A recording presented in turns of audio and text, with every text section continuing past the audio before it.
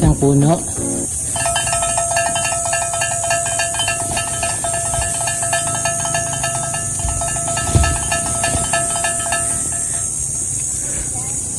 Ha? Oo. Iyo. Ang ganda dito sa taas. Ano? Ando yung kapatid ko kumakalog-kalog ng mga lata. So dito lang naman, kaso pag hapon na ay medyo tanghali na, mainit na.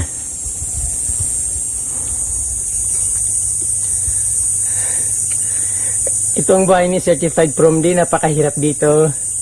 Itong kukunting taniman namin, tapos may kaagaw pa kami ng mga ibon. Tapos matitira sa amin, konting-kunti na lang. Pero hindi ako masyadong masaya dito, pero maganda, nagagandahan ako dito sa view kasi maganda talaga. Kung doon lang ako sa bahay, napakainit. Ganon din dito na sobrang init, hindi ko mawari yung init kasi sa yung may bubong ng konti, tapos yero, siyempre yung reflect ng init na napupunta sa ilalim. So sa akin napupunta, kaya ang init sobra. Nakalimutan ko magdala ng pamaypay. After 5 months na pag-aantay at after 5 months na nakikipagbuno sa mga ibon para hindi maubos yung mga palay, ito ngayon aanin na kami ng masaganang palay dito at aani rin ng masaganang ani kahit na medyo makakaunti lang at hindi ganong karamihan at kalawakan yung tanim namin na palay. Ito ngayon at aanihin namin yung biyaya na dumating sa amin. Umpisahan ko na mag-ani kasi pataas ng pataas yung araw. So pag pinatagalan pa to, abutan kami napakainit na ngayon. Kaya ito, tapos siyempre habang nag-aani, tumitingin ako sa mga magagandang views dito.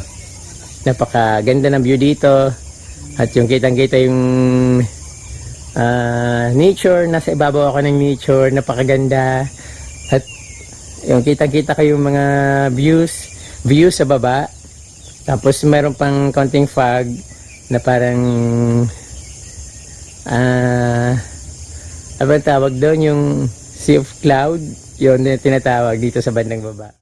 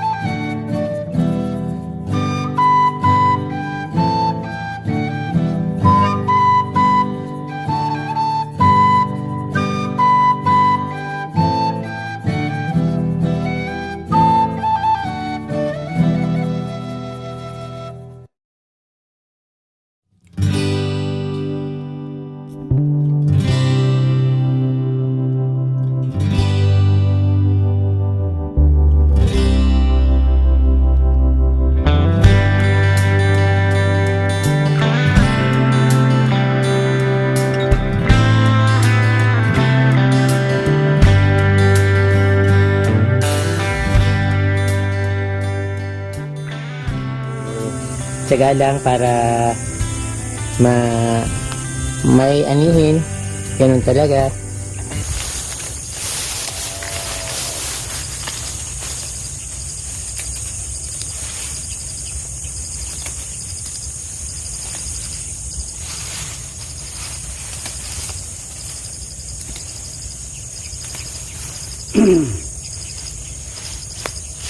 Kasi itong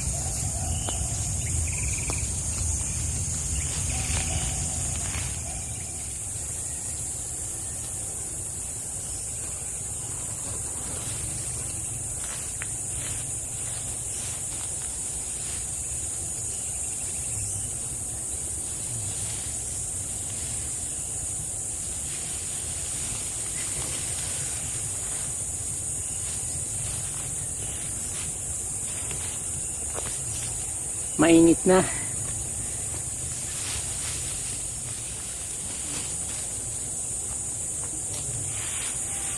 Kon muna sa liglo. Tatapon dito.